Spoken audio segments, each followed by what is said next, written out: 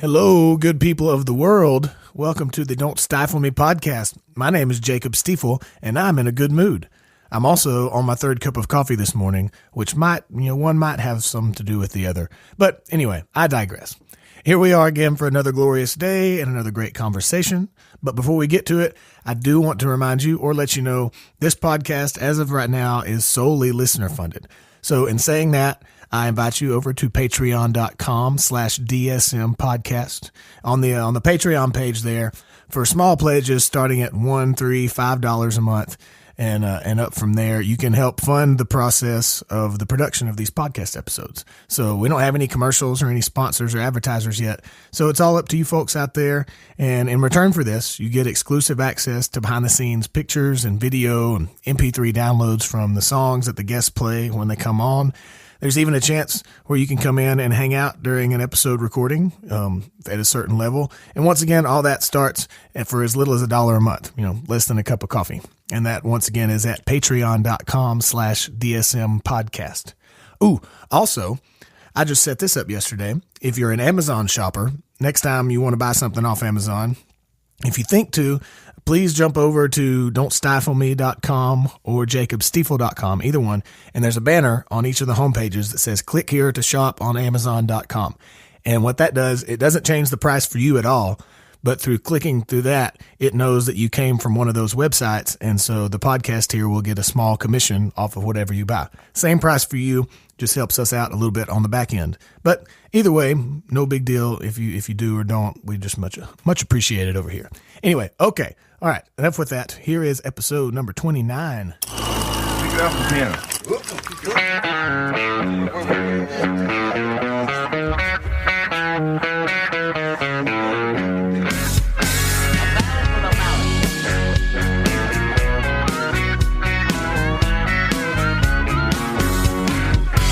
It ain't dying I'm talking about, it's living. On the podcast today is Shane Smith of Shane Smith and the Saints, a great band out of Austin, Texas. Now, I knew Shane, I knew their music was good, and I'd met Shane a couple of times in Texas, but this was the first time that we actually got to sit down and talk. He's a very cool guy. Great conversationalist, which I very much appreciate, of course. And he also grabs a guitar and sings you a song at the end of the podcast, which was phenomenal. And just an all-around great podcast, if I do say so myself. So here it is, my talk with Shane Smith.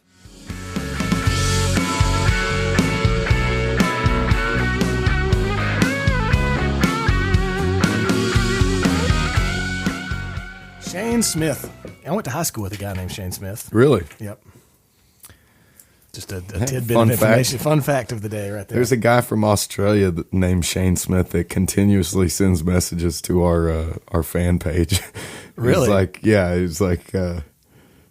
don't know. It's always nice. I mean, he's never being mean or anything. It's just like, hey, Shane Smith. It's Shane Smith in Australia. And it's like, he has no idea who I am. I have no idea who he is. Yeah. I'm actually friends with some guy on Facebook named Jacob Stifle. Hey. And it's spelled the exact same way. Exactly, yeah. Which is really weird. Yeah. Because Shane Smith is a little bit more common than Jacob Stifle. Yeah, it is. But I was curious how you pronounce your last name. it is German for boot. Nice. Stiefel. Stiefel. Yep. I had a German exchange student in high school. Well, he didn't live with us, but he was at the time, and he would call me Boot. Nice. Hey, Boot, what are you doing? Where are you from? I'm from Terrell, Texas. It's pretty much right in between. If you're familiar with Tyler, Texas, it's like, I don't know. It's in between Tyler and Dallas, right on 20. Okay. Pretty much. But I grew up there and then went to high school in a little town called Kaufman, Texas. And was your family all Texans before that, or? Yeah, they were. My dad's family came from Kentucky, like Lebanon, Kentucky, a small town out there. And but he grew up. I think he was born and raised in Dallas. Yeah. Yeah, my mom grew up in Columbus, Texas. Down there, that's a beautiful part of the state. I think there's a Columbus in every state. Yeah, for sure. I don't know why. I know why, but right. the guy screwed up and discovered a place that he didn't think was where he was, and now give them a holiday. And dude, it's like as time goes on, now Columbus Day, it's like I feel like every single year it's getting more and more just like bad memes of Christopher Columbus, like, you know, Indian that's murderer. One of my favorites ever is the one where he says he's got his foot up on the table and it says celebrate Columbus Day the right way. Walk into someone's home and proclaim that you now live there. You're right. Yeah, exactly. I'm not sure. I mean, I haven't done a lot of research on that whole deal, but he was a pretty bad guy, right? From what I hear, I haven't like read into it or looked into it. Okay. But I mean, I've heard stories of like at first he was nice to the natives, and then he realized how calm or how nice they were, and then like took advantage. Pretty soon he started taking advantage of them and That's like sending letters too. back and say that it would be easy to take their things.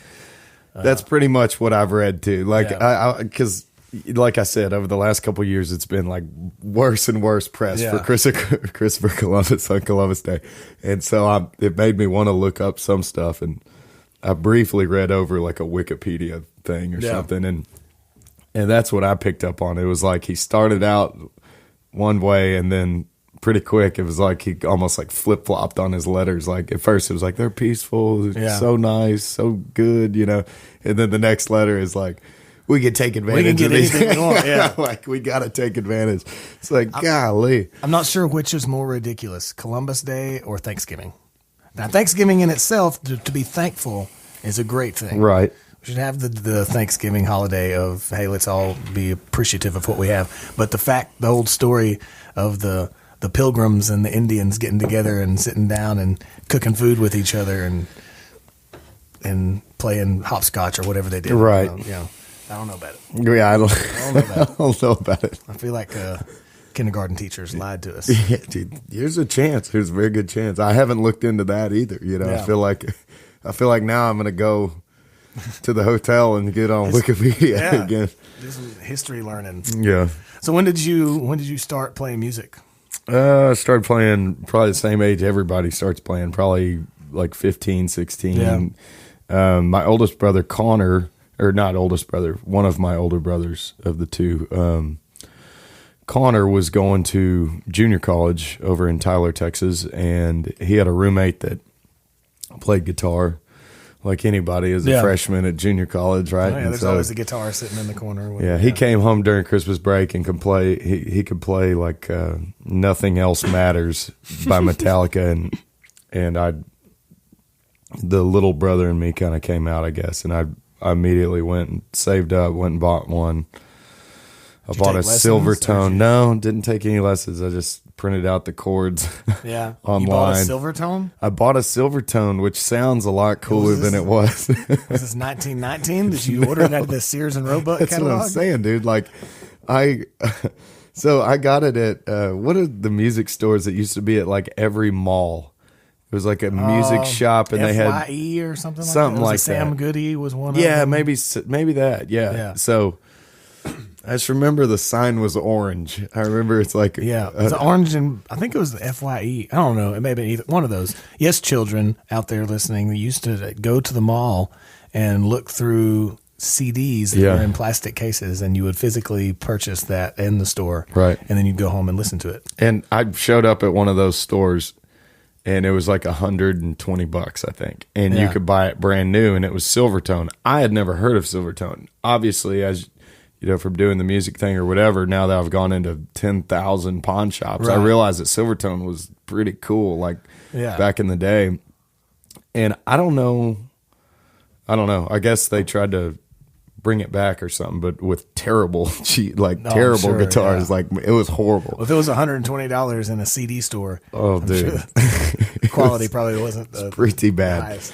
And I still can't believe that I haven't done permanent damage to my fingers from playing that. Do you still have it? Yeah, I think so. Yeah. I mean, it's funny. I just thought about that. I was like, do I still have that guitar? And I think it's at my parents' house. Yeah. They still live in, is it Terrell? No. They live in Kaufman now. Okay, that's where you said you went to high school. By the time I was going to high school, we had moved over to Kaufman. And anyways, so I figured that out and just started trying to write. And My cousin sent me a couple burnt CDs of like Ray Wiley Hubbard and Hayes Carl and even Adam Carroll, you know, people like that, and just like phenomenal songwriters, and that's what made me want to, you know, write the song. I think that's what got me hooked into it, honestly, was the songwriting thing. Yeah. What were you listening to like before that, when you were growing up? Man, just all kinds of stuff, because I had two older brothers that, you know, they were listening to, you know, 90s alternative rock and like, you know, like even like Third Eye Blind, 311, Blink 182, like all these bands. And that's really what I listened to, was what they were playing in the car. And I was really into that stuff. Yeah. And my dad listened to all oldies, like the Four Tops, Righteous Brothers, Temptations, like all this like Motown, like cool. Yeah. I mean, I'm still, I think that's like my favorite style of music. I could never perform it, I don't think. I'm just pictured you in like a sky blue tuxedo. That's what I'm saying, man. Like, I could never. They were so much cooler than me. There's no way I could pull it off. Have you just ever seen the video of, it was the Temptations and I think it's in the Four Tops, I'm pretty sure, like song battling with each other with their hits. Dude, so good. It was so like, cool. Oh yeah, you got that one? Well, we got this one. Yeah, I saw that like a year ago, and I was like, this is my dream. Yeah. This is my dream right here, to be in that audience. Right. But anyway, so yeah, my dad listened to all that, and then my mom listened to honestly primarily like Christian music, and she had a cousin named Dan Dean that was in a band called Phillips, Craig and Dean, that were like a really big Christian like contemporary, or I guess contemporary, I don't know, but yeah, like a Christian band, and but they had like over 10 number one hits or something on Christian radio and stuff, so that was kind of neat. I mean, and their choruses, dude. Yeah, they had that going on in that band. So you had family history in music, like some on her side of the family, really. Yeah, my dad's side of the family, not really. They were all football players, and huge like Catholic Notre Dame family, and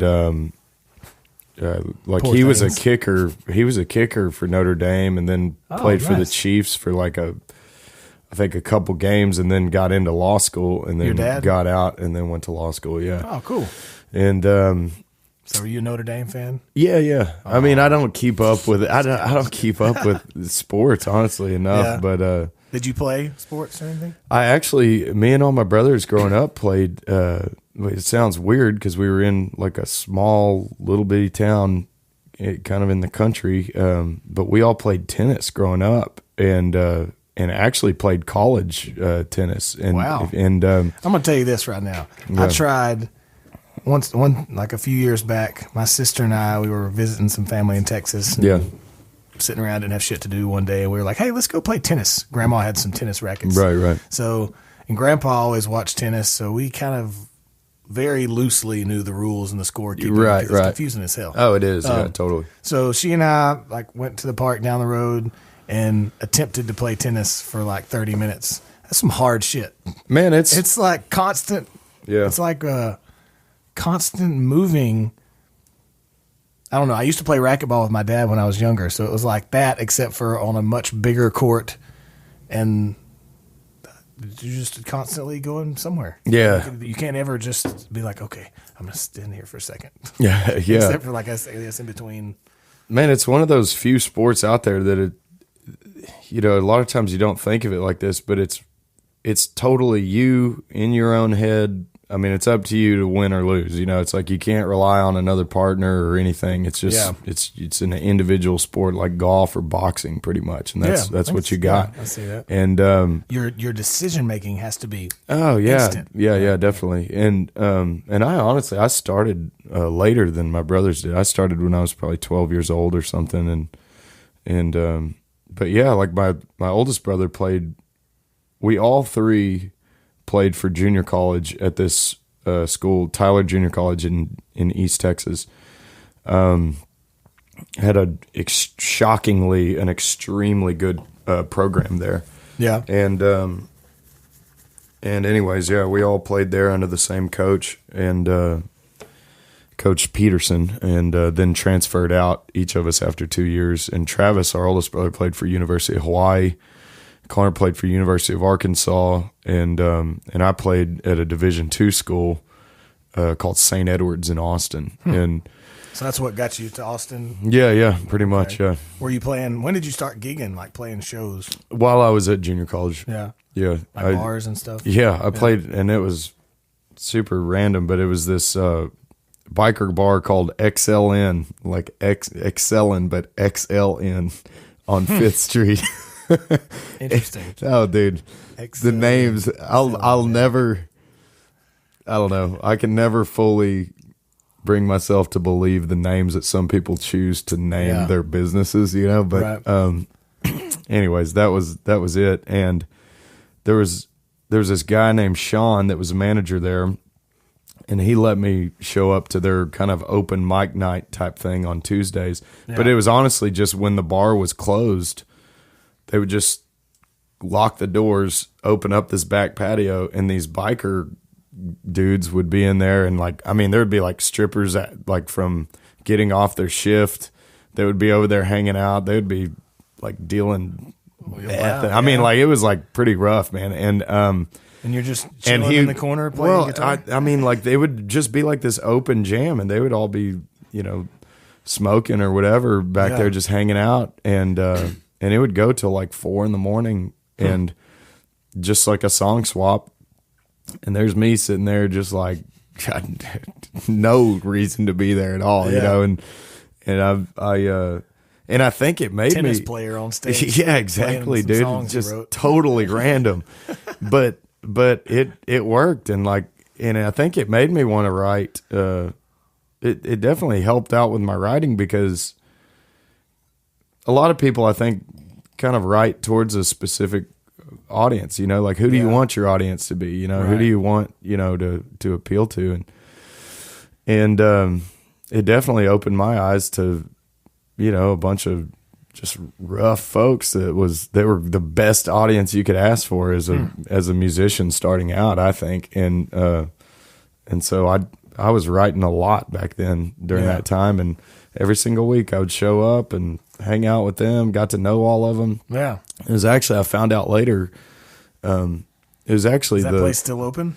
I doubt it. I mean, I don't know. The guy that might not be for long if the law enforcement listens to your podcast. Yeah, shit. That's my bad, I guess. Sorry, Sean. But no, the Sean guy that was the manager there, he lives in Austin now. I actually had a phone call with him recently just to catch up and stuff, so that was cool. But I mean, there's no telling. I'm sure the bar shut down. But I found out later the biker gang was the Cossacks, and it was actually the king, like the president or whatever, the main dude.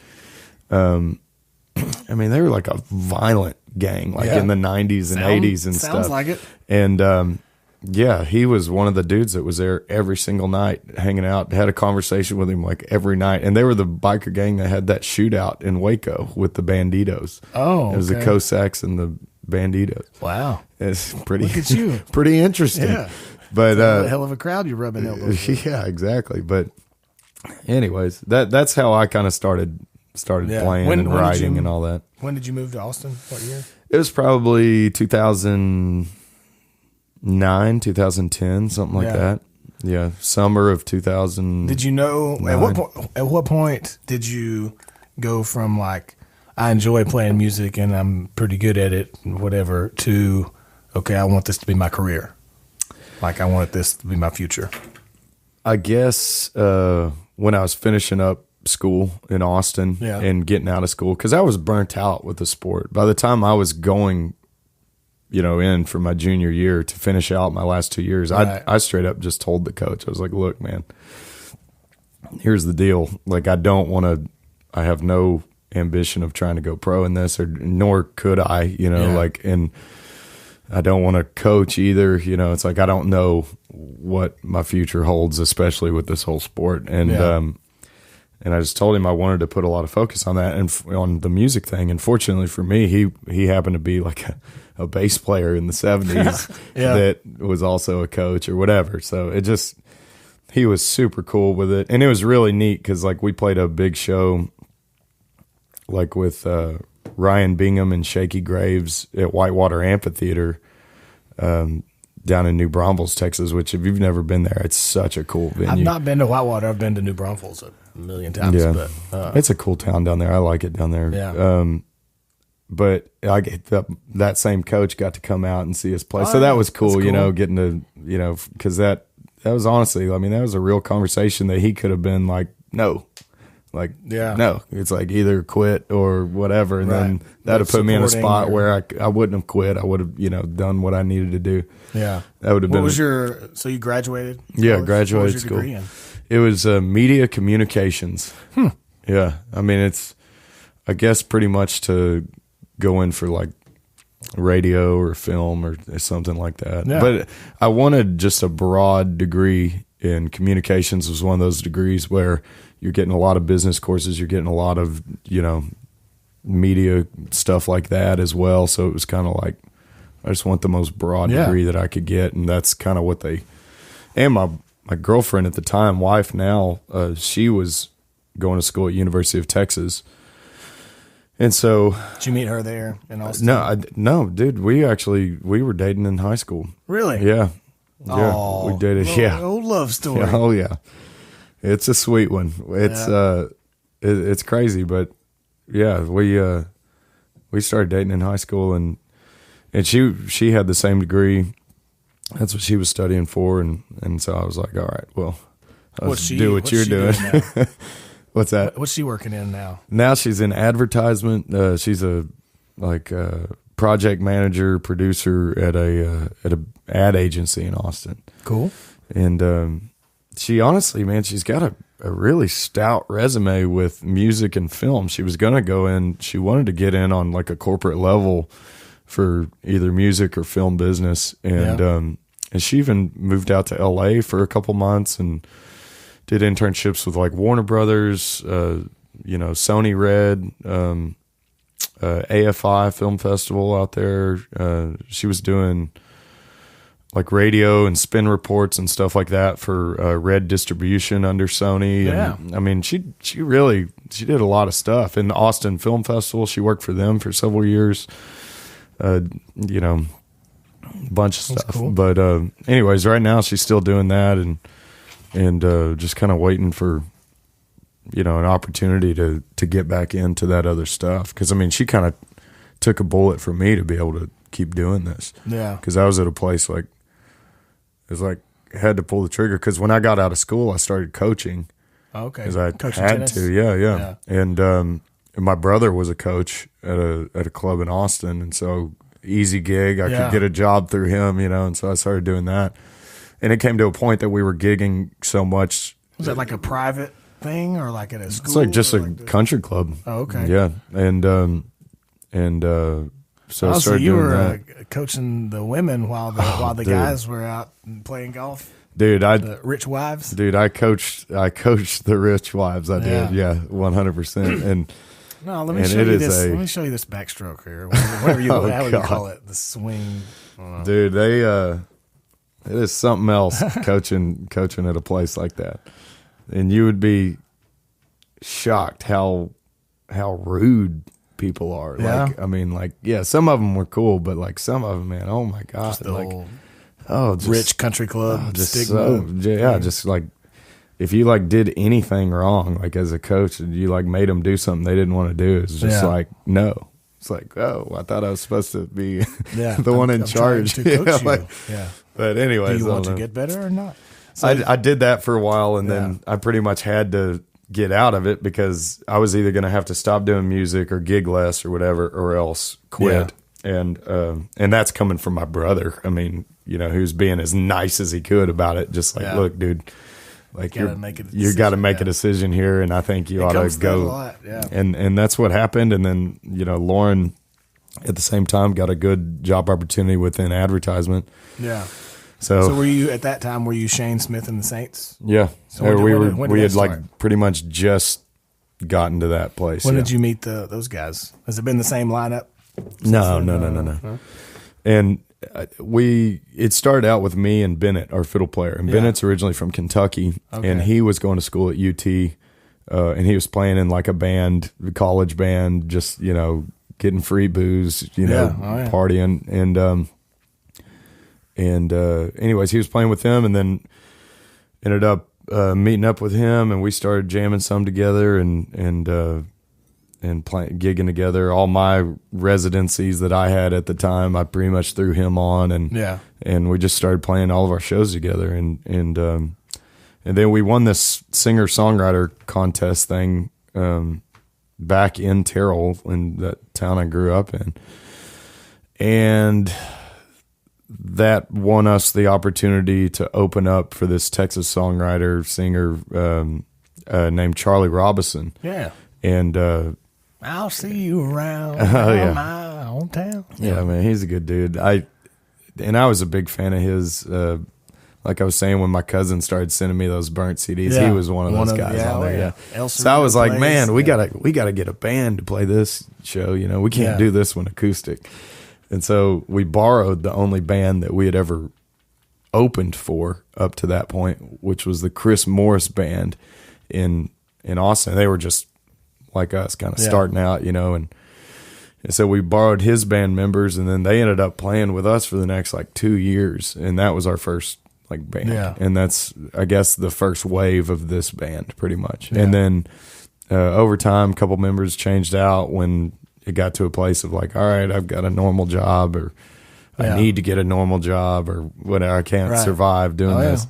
And it's the same song and dance as anybody doing this. And so anyways, a couple members changed out here and there, and mainly drummers. It's always drummers, man. Damn drummers. And can't depend on a drummer. But fortunately, mostly kidding. Yeah. Fortunately, for the last 3 years, we've had the same, 3.5, something like that years. We've had the same lineup pretty much. And that's where we've been going really, really hard with touring the last couple of years and getting out. When you first started out, who was doing the booking?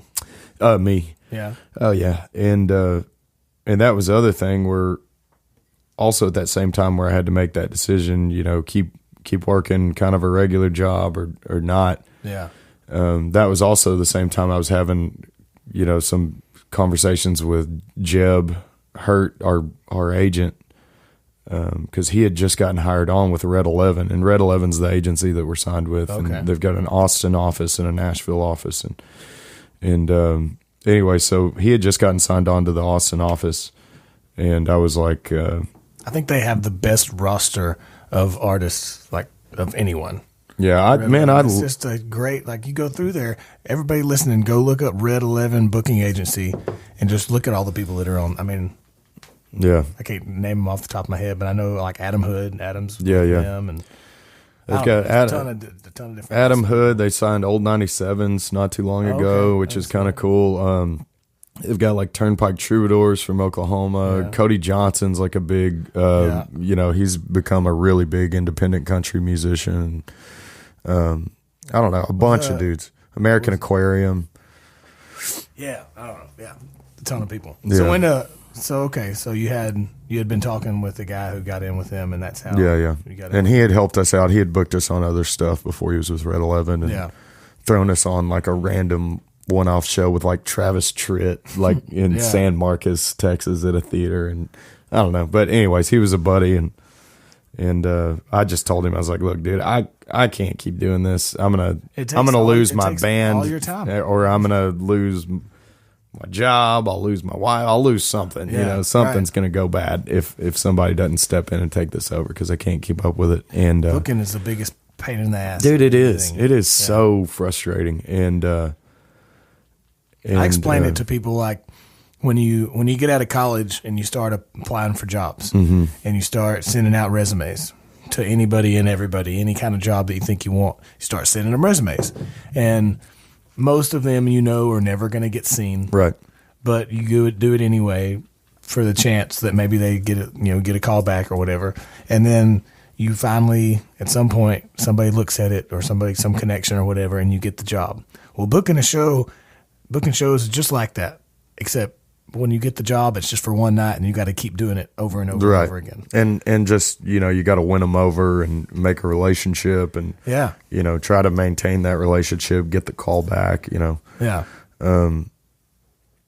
Really, which kinds of shows you should. Yeah, but it's not like you get the call back. It's just you just hope they pick up whenever you call them back. They're not going to make the effort to call you. In my head, I was thinking, man, am I doing? No. Who's calling you back? No. Nobody calls back. You call them back, and you just hope they answer the next time, and respond to the text message or the email or whatever. Yeah, and that whole deal. That's what made it legitimate for us, was signing with the Red 11, and because our schedule then immediately, it became a much more consistent thing. And you can get in front of the right kind of people, the right people that are looking for totally.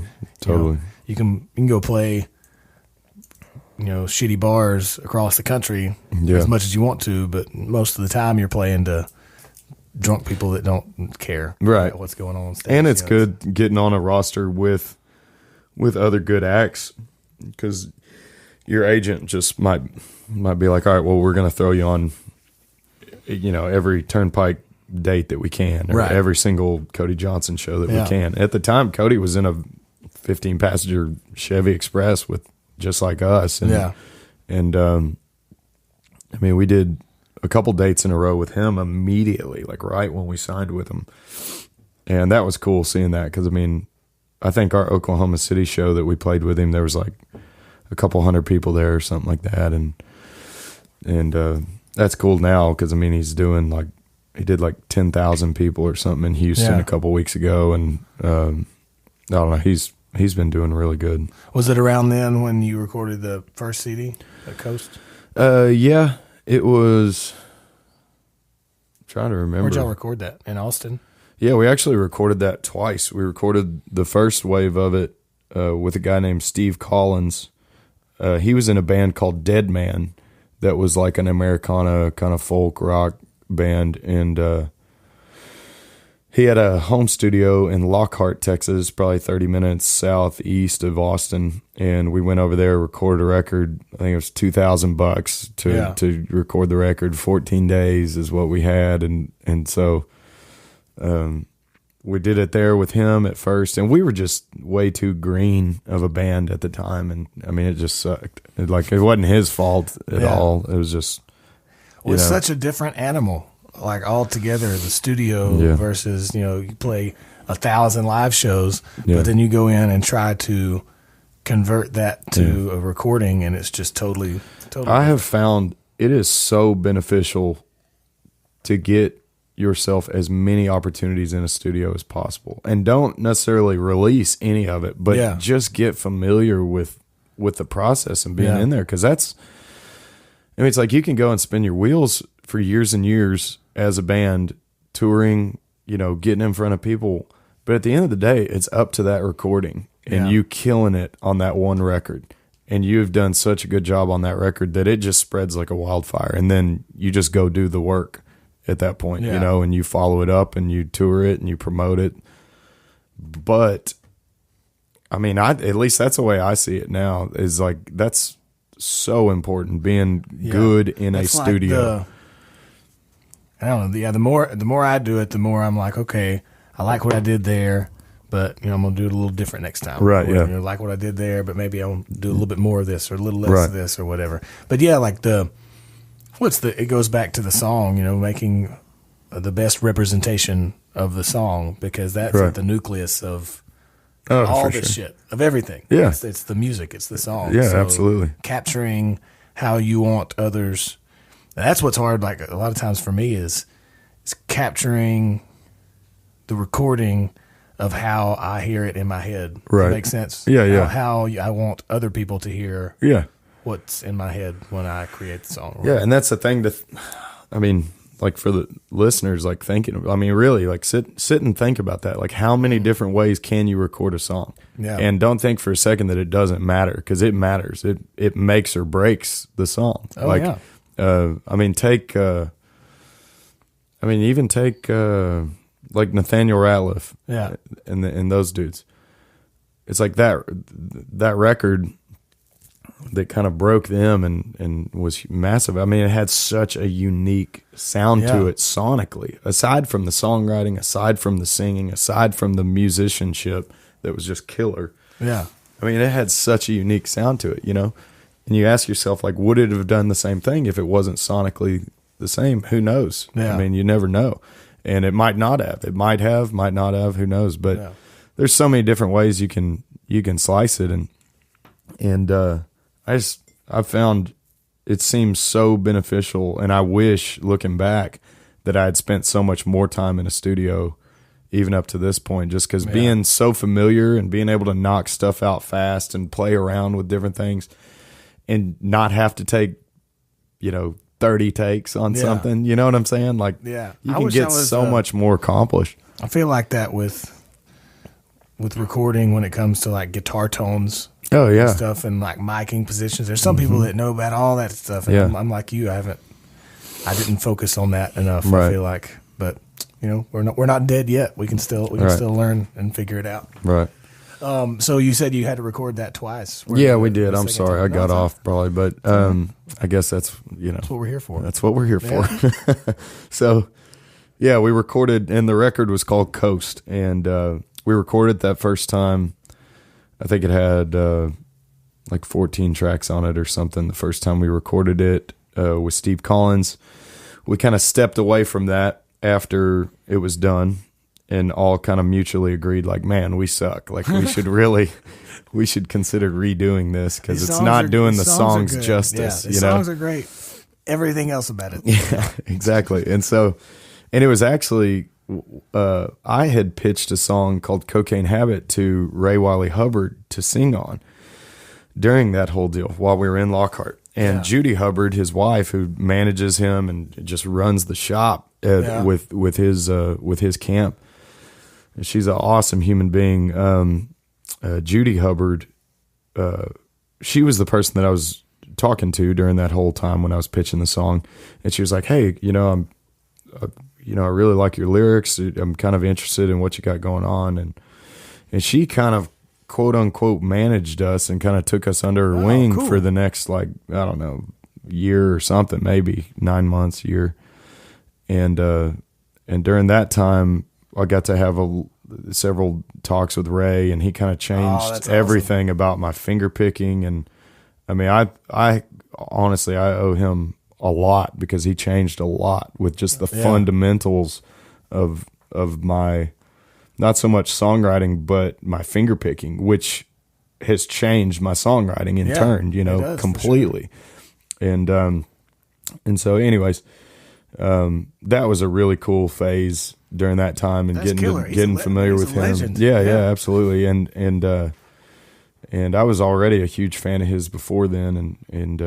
And so he was honestly the one that kind of convinced me. He's like, you need to re-record this record. Yeah. And he said, here's some good songs here, and I think you need to do them justice. And so I went to Bob Gentry back in Tyler, Texas. Yeah.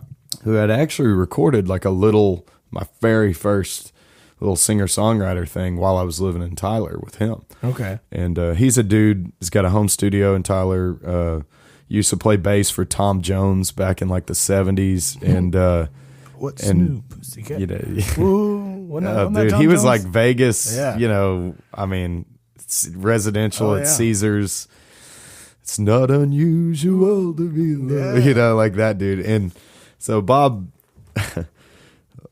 lived the life of the residential musician, man, on the highest scale that you can be a residential musician. That's the residency you want right there. Yeah. And anyway, so it was really cool I got to work with him again, and we kept some stuff that we could keep, and we re-recorded the majority of it. So you recorded there at his place again? We recorded with him, and it took us a long time, but that's kind of the story of that album. And then once we had released that, that's when we signed with a lady named Angela Lampton with Sunfire Entertainment, who is radio promotion primarily in Texas. Okay. And she helped us get our foot through the door on a lot of stuff. We immediately signed with Is that like a monthly, you pay the radio promo people like by the month, or by the, how does that work? I've never messed with radio promo. I mean, it's it's by the single, but a lot of times it's broken up monthly.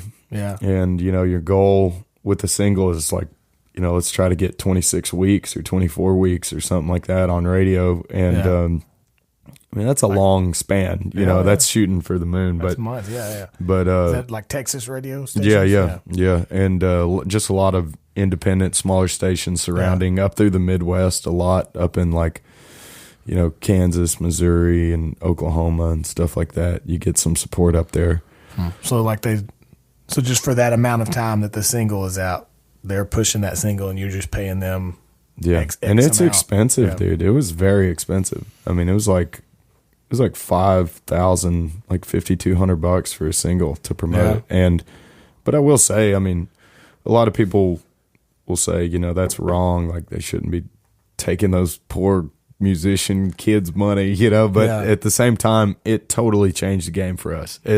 As small time as that sounds, Texas radio promotion, as minor league as that sounds, it was I guess a major help for us. I mean, I we guess played. The theory is like they promo it on the radio.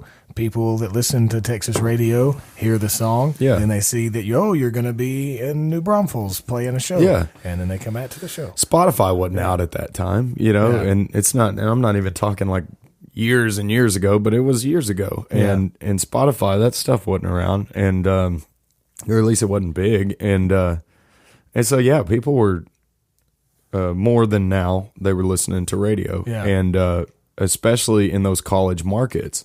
They would be listening to that local radio station, like KORA and College Station. All the Aggies would listen to that, or Aggie 96, or up at Tech, you got the Rebel 105 through the Rebel, and those program directors and those DJs seriously helped us so much because they have your back, and that helped us signing with Angela because she was a very legitimate name, and she's just a bulldog, man. Like she gets her way, and she's a great person. But I mean, she's a bulldog with what she did, what she does. You were starting to say that led you. You said that led us to sign with Red 11. Is what I was saying. Is when we signed with her. About a month or two after that, we signed with Red 11. I think, and so it just kind of unfolded like that. But I guess. The point I was making is it really did help us out. And within a month or two of us promoting our first single, that was our first sold out show outside of, outside of Austin, which is where we were based at the time. Like we would sell out like Stubbs Jr., the indoor stage, like 350 or something like that. Like nice. And that was pretty cool, and, it's just all your friends and their friends and their cousins or whatever. But it was, And so that was like our, top tier deal at the time. And then we did the same thing in Lubbock though, right after we started doing that promotion. And that started happening in these little college markets. And that was like really cool to see that happen. Was like, because of whoa, this is actually working, And, so anyways, I don't regret any of that. And are y'all independent? Do you have a record? Yeah, I've got a label that was just an independent label that I started with my wife called Geronimo West Records, and that's what I've released each one of them under up to this point. We haven't. I mean, it's cool, man. We're still 100% independent. We've got, I don't know, like we've got a publicist, a booking agent, a radio promoter, and then our crew on the road. But yeah, that's no like big label or anything. We fortunately don't owe any money, so that's that's a good thing. It's a great spot to be in. So a lot of people can't say that. So you put the Coast album out in 2013, right? When did you start working on Geronimo? We released Geronimo 2015, I think. Yeah. Right. I don't know. Yeah, and then I would say we started, and that was actually this week or last week, September 11th made 2 years since Geronimo's been released. Yeah. And we had started recording it the December before that, leading up to it. So December 2014, I guess, is when we started. And we started in Orb Studio in Austin.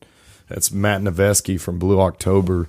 It's his studio. And I think he's partners with a couple other guys that are in rock bands and stuff. But we did a 10-day session there, kind of to get the bones recorded. We worked with an engineer out of Nashville. Now he's back in Dallas, I think. Bradley Prakope. I still today don't know how to pronounce his last name. Mm-hmm. It's like your last name, kind of difficult. It happens.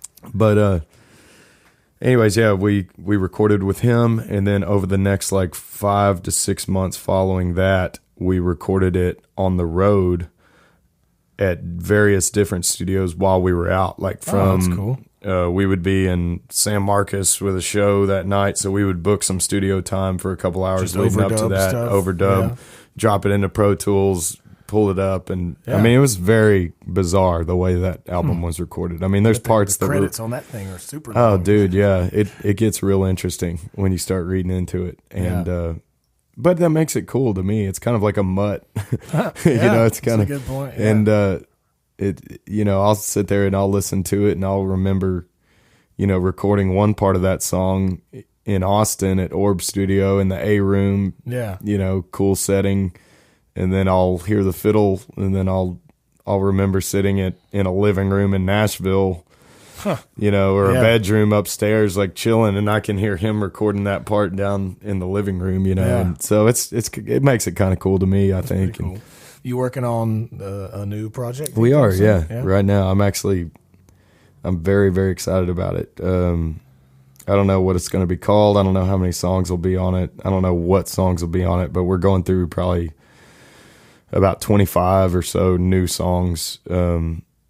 That we're just kind of sorting through and trying to determine, what's going to make the cut, what needs to be on this one, what do we need to save for later, and having those discussions. And do y'all, different people do this differently. Do you play new ones out at live shows to see how they work, or do you like keep them all back until they get recorded and then released? No, we play them live. Like the ones that haven't been recorded yet. Yeah. We'll still play them live. But we're just starting to do that with this one. Like, there's 2 new songs. I don't even have names for them, but we've started, like we had a rehearsal in Denver 2 nights ago, and got through 2 of the songs that are kind of up to bat for the next album, and learn those so that we could start playing them at shows and kind of promoting them a little bit. And so each week we'll probably just keep doing that and keep learning the new ones. And then as we play them as a band, I think we'll find out real quick which ones need to go on the record and which ones. It helps a lot to see. Well, you see which ones, because a lot of times maybe you really like a song, but maybe the crowd really reacts to another one and doesn't so much react to the one that you love so much. So absolutely. Like you gotta. It's the songwriter struggle. Yeah, that is. The one that you love is the one that no one, wants. People talk over at the bar or whatever. I was rehearsing one time, and I had a guy playing with me one of my best friends, and I trust him very much. Yeah. And it was a new song that I had just written, and it was about a girl and whatever, the whole thing. And we played through it, and we were kind of like trying to figure out the intro, and because all I had was, the songwriter side of it. I didn't have like any of the instruments mapped out. And I asked him, I said, what do you think, Matt? And he said, man, he said something like, he said, I think this is one you just needed to write, but I don't think we need to play it. Oh, God. Like, that's right. the worst. Yeah. Cause I had to stop and think. I was like, yeah, it's not that great. But that's why that's why your bandmates are your brothers, to have those discussions and be very real with you. Later on, he was like, man, you asked me, and I just told you. I was like, I always do that. I would rather somebody tell me the truth and it sting a little bit than just tell me what you think I want to hear. Oh, yeah. I don't know. I am excited about the next one, though, and I think it's probably going to be like December when we go and knock it out. Yeah. and then we'll release it probably in the spring, I think. Have you ever done anything with like the crowdfunding Kickstarter type stuff? Man, I before? haven't, and I think it's genius. I love the concept of it. The thing that I don't. Here's the deal. Like, I don't like the idea of saying, please give me money. Yeah. Let me fulfill my dreams while you work a crappy job that you hate. You know what I'm saying? Like, I hate that. Yeah. But what I like about it is saying and positioning it in a way of saying, and given we've never done this before, but being able to say, all I'm asking is for our fans to pre-order our record. Yeah. If you want to throw in more, I'll give you more back in return with merchandise, with tickets to shows, Yeah, I think it's like meet and anything greets. else. Yeah, if you whatever. the way you go about it, the way you the video, because there are definitely people that are like, I don't have enough money. Could you please send me some so I can make this recording? And but if you go about it saying, hey, if you pre-order this, you'll also have the opportunity to get these other things that you won't have the chance to get down the road or whatever. And so and also like they get to be a part of it. Like the people that are your true fans want to be a part. They want to help and get special things or whatever. Sure. So I've used my first 2 EPs I did Kickstarter, and I liked that. Yeah. This third one that came out a couple of years ago, I did Pledge Music. I wasn't as big of a fan of it. I liked Kickstarter better. Really? Yeah. What's the difference on them? Pledge Music, their pitch was that they'll help spread the word, and you'll have somebody working with you on the project, and they'll do things to help, whereas Kickstarter just opens the thing and lets you put it out there. Here's your profile. Yeah. You fill out the rest. Which was kind of true, but it was basically just someone, if I had a question, I could email them and ask them something, but they didn't really help. They send out emails with so-and-so's releasing a new thing or whatever, but it's like big artists. Right. I don't think they were emailing anybody in Minnesota and saying, hey, Jacob Stiefle's got a new EP out, Yeah. So, I don't know. And Pledge Music takes 15%, whereas Kickstarter used to be 10%. I haven't checked lately, but... Okay. So... Man, they're depends. killing it. Oh, God, Dude, think about that. Yeah, 15%. There's people raising $10,000, $20,000, $30,000. Oh, dude, tons of money. Yeah. I saw one thing. I don't know if it was on Kickstarter or Pledge Music. These guys were making also Pledge Music is just for music, whereas Kickstarter is anything creative. Oh, okay. All right, yeah. So then thing. you're saying Kickstarter is anything creative. Yeah, it's anything creative. So then it was for sure on Kickstarter where I saw this. And these guys were wanting to bring back like the cast iron skillets. Like, did they go somewhere?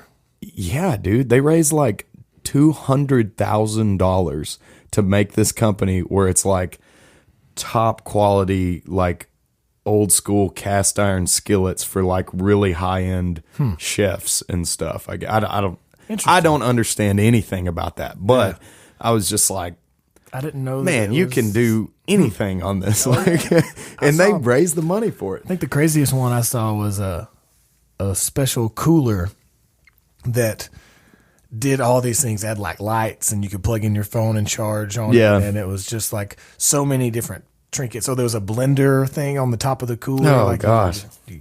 Just all kinds of stuff. And this guy raised like $1 million or something, just stupid. And you can also go look and see, because like with Kickstarter, you set a goal. Say your goal is 10,000. If you don't get to 10,000, then you don't get anything. Right. You don't get any money. Right. Yeah. So you can go back on that guy's profile and look, and he had done that before with a shittier model of the cooler and didn't get to his goal. So then he like went back and had to troubleshoot and make it better and make the video better. That's pretty cool. Yeah. And then he sold a shit ton of them. And, wow. Man, that's, yeah. I like the idea, like I was saying, I like the idea of making it where, look, y'all can pre-order this. We're working on this record. Whether you help us out or not, we're going to record this record. We're trying to raise X amount of money, even more for just helping us reimburse our bank accounts, but more to promote the record and to push it where it needs to go in post, And so that's what I like. I'm considering doing it for the first time just for that, to be able to raise like a sum of money.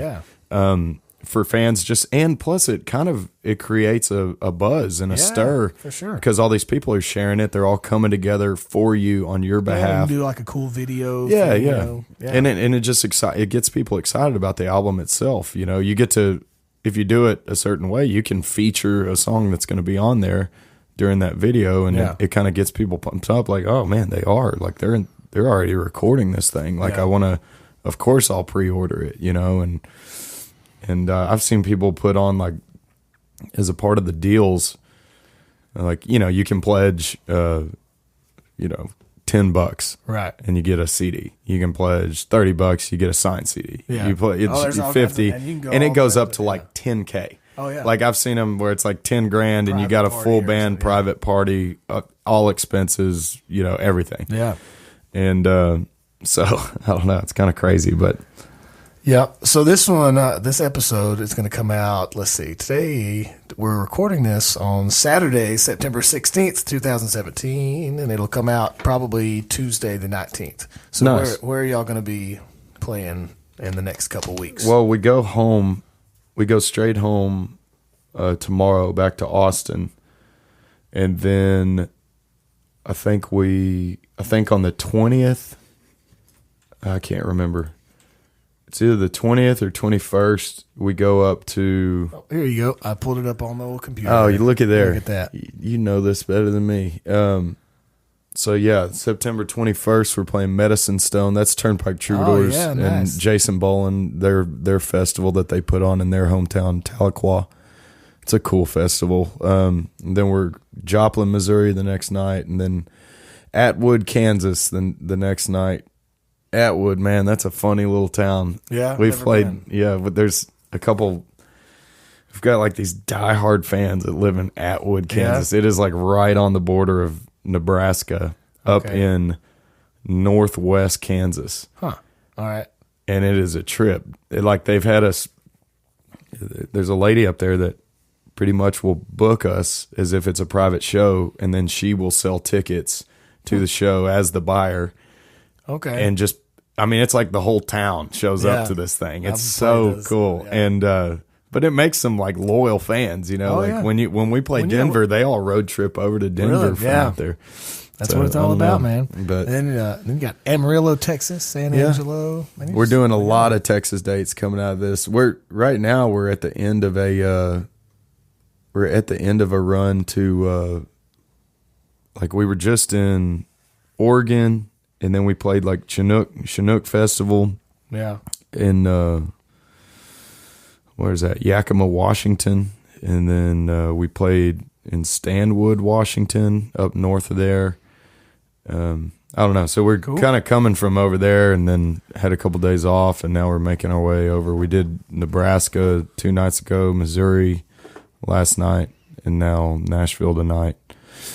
Cool. But anyways, we're about to do a bunch more Texas. Have you played Third and Lindsley before? Isn't that where you? Or is it Third and Lindsley? Is that where you are? Tonight. Yeah, tonight we're playing at High Watt. Oh, okay. The High Watt. I haven't. Yeah. I haven't played. It's cool. There. It's. Have you been to Mercy Lounge?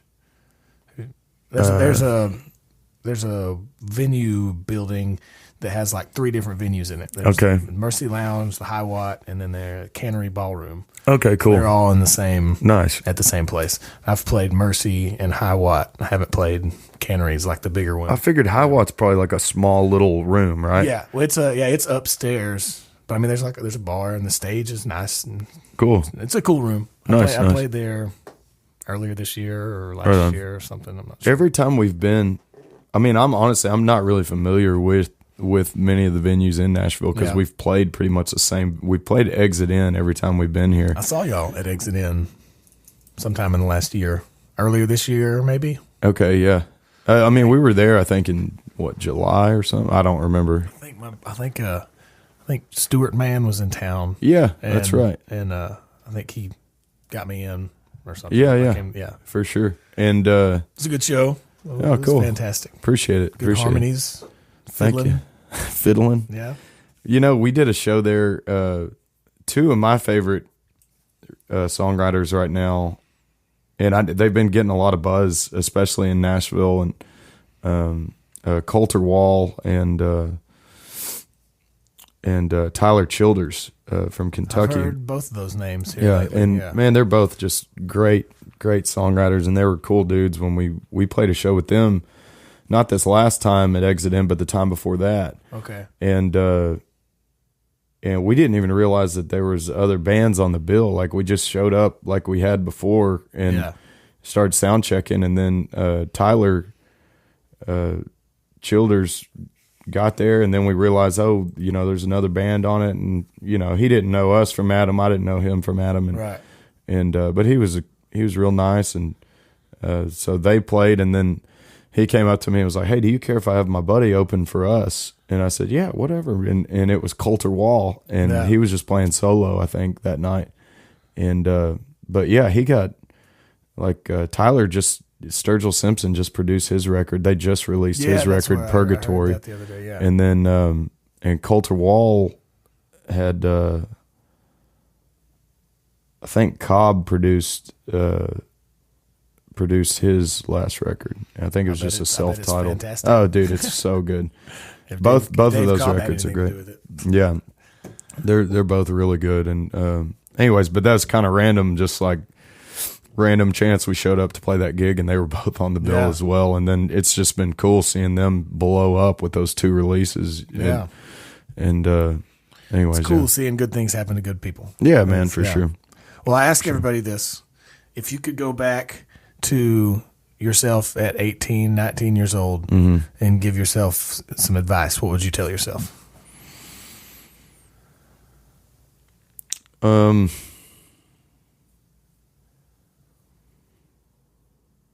think maybe don't be in such a hurry to release something, It's like what I was talking about earlier about the whole recording thing, like how important that album is and how important that recording is, because that recording is a representation of you forever.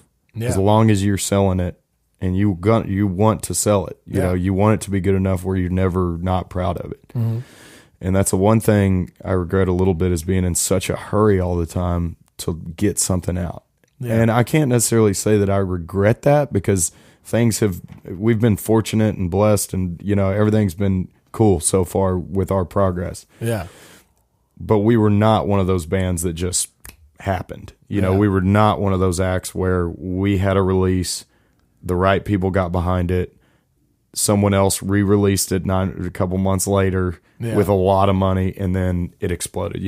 We've never been one of those bands. It's been a just steady increase, and it's taken a lot of sweat, and just a lot of hard work to get there.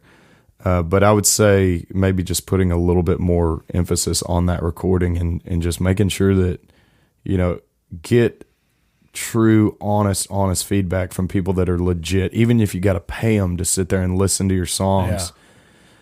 Get that feedback and hear, is this a legit song? Is it a really good song? And if it's not, go back to the drawing board. Don't be in such a rush, go back to the drawing board and keep working on the songs. But, I do have some regret, because I think that there were some songs that were recorded early on that I think were really good songs, that because I was in such a rush and because I didn't give them the credit that they were due, they might have done something a lot cooler than they did, as a release. So maybe just taking more time, and and if you get that honest opinion from somebody that says this is a very good song, you should really have somebody produce it well and spend the money, come up with the money to make it what it needs to be for the longevity of that recording's life, Right on, man. Well, anything else you want? Any jokes? Anything else you want to tell the people? Man, I'm terrible at jokes. No dad jokes? No dad jokes. Our sound guy's a dad now, and he has just dad jokes coming out of his pockets. What do you call a lazy kangaroo? I don't know. A pouch potato. Oh, God. There you go. That one's free. Oh, you no. can take that with you. Well, thanks for talking, Shane. Man. All right, man. Thanks so much for having me. I appreciate it.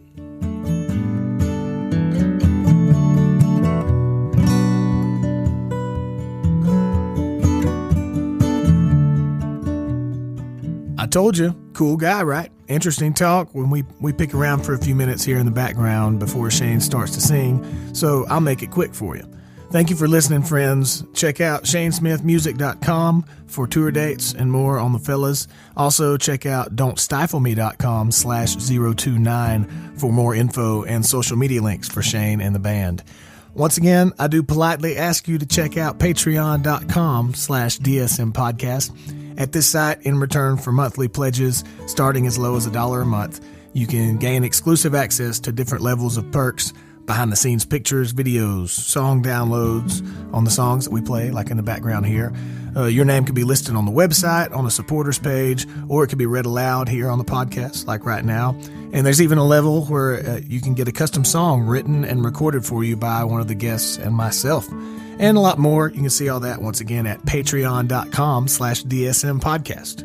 If you enjoyed this talk, please make sure you click subscribe on whatever you use to listen to podcasts. If you feel it in your heart that you would like to share us with your friends or review the podcast on iTunes or follow along on social media, any of that is greatly appreciated and loved from the bottom of my heart. And the podcast social medias are at DSM Podcast, and mine are all at Jacob Stiefel, JACOBSTIEFEL. And I run all those. So shoot me a message. Say, hey, whatever you want to do. Anyway, that does it for episode 29, ladies and gentlemen. Thank you for sticking around this long. I hope you enjoy Shane singing this song to you at the end. I enjoyed it, and I'm going to listen to it again. How about that? Have a great rest of your day, and I'll talk to you again real soon.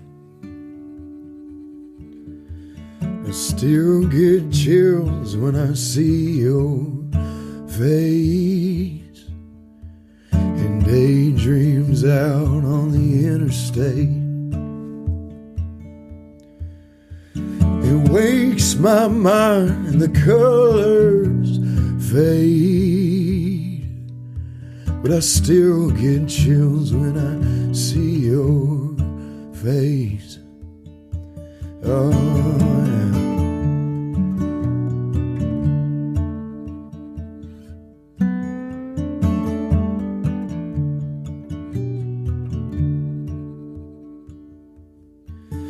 And every night I pray for you.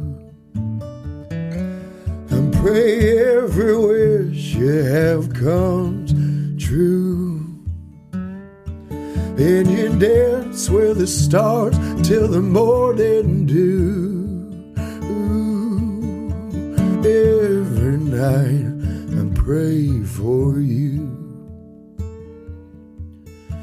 'Cause I have seen a distant train, and she runs from the desert to the northern plains.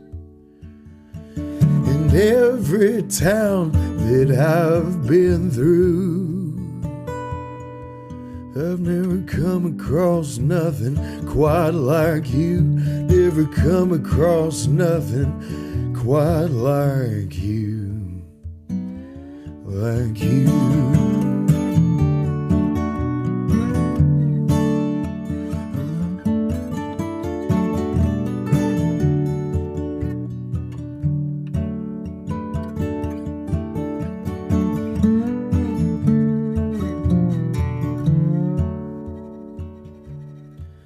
And I hope you don't ever see no blues.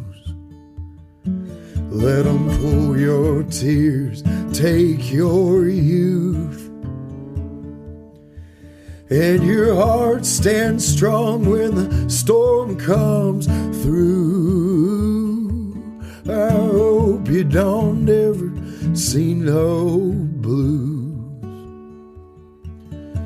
'cause I have seen a distant train, and she runs from the deserts to the northern plains. And every town that we've been through, I've never come across nothing quite like you. Never come across nothing quite like you, like you.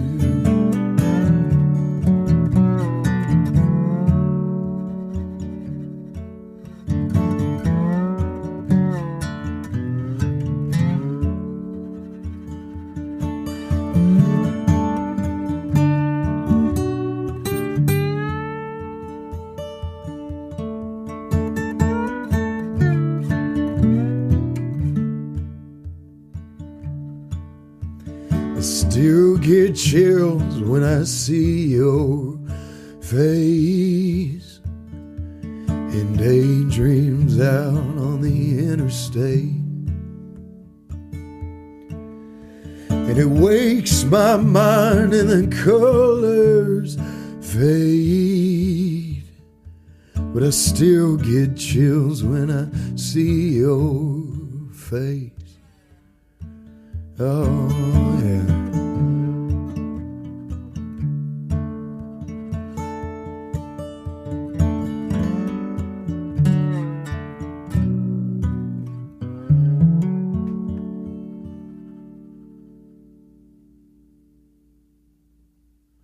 Oh, give me chills. Cool, cool.